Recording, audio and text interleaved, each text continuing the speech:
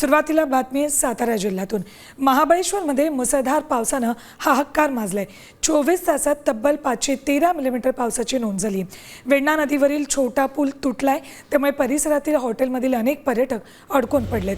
प्रशासन क्रेनच्या साहाय्यानं या पर्यटकांना आणि गाड्यांना सुरक्षित बाहेर काढते।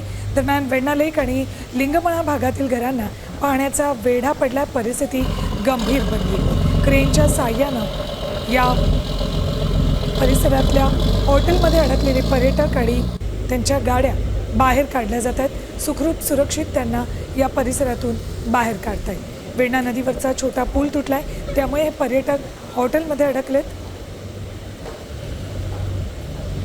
याचा आढावा घेतला आमच्या प्रतिनिधींनी थेट घटनास्थळावरून। बघूयात आपण आता उभे आहोत महाबळेश्वर मध्ये उभे आहोत। महाबळेश्वर मधील वेण्णा लेक कडून पाचगणीकडे जाणाऱ्या रस्त्याला आपण उभे आहोत। आपण पाहतोय की या रस्त्याला असणाऱ्या एका हॉटेलच्या पुलाचा भाग, जो नदीवर असणारा पुलाचा भाग आहे, हा संपूर्ण पुलाचा भाग कोसळलेला आहे आणि त्यामुळं बरेचसे पर्यटक हे पलीकडच्या साईडला अडकून पडलेले आहेत आणि त्यामुळं या पर्यटकांना रेस्क्यू करायचं काम आता क्रेनच्या माध्यमातून सुरू आहे। आपण पाहतोय की ही 4 व्हीलर आहे, ही क्रेनच्या माध्यमातून उचलून बाहेर काढण्याचं काम चालू आहे। महाबळेश्वर मध्ये गेल्या 24 तासामध्ये 513 मिलीमीटर पावसाची नोंद झालेली आहे। एवढ्या मोठ्या प्रमाणात पडलेल्या पावसामुळे महाबळेश्वरचं जनजीवन सुद्धा विस्कळीत झाल्याचं पाहायला मिळतंय।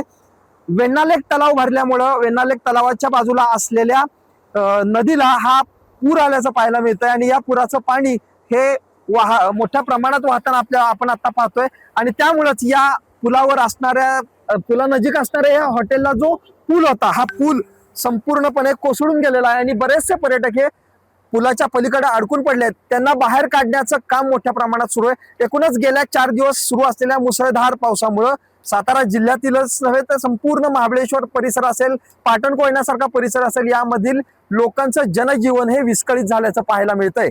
ओंकार कदम, साम टीव्ही न्यूज, महाबळेश्वर। वेण्णा लेक परिसरातली ही दृश्य आहेत। वेण्णा नदीवरचा छोटा पूल तुटला आणि त्यामुळे हॉटेलमध्ये अडकलेले सगळे पर्यटक आता आपण इथून बाहेर कसं पडायचं या विचारात असतानाच या सगळ्यांना आता रेस्क्यू केले जाते। बचाव कार्य सुरू आहे।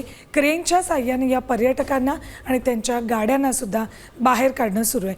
गेल्या काही वर्षांमध्ये अगदी कमी कालावधीमध्ये मोठ्या प्रमाणात पाऊस पडतोय, त्यामुळे या अशा घटना सतत घडत आहेत।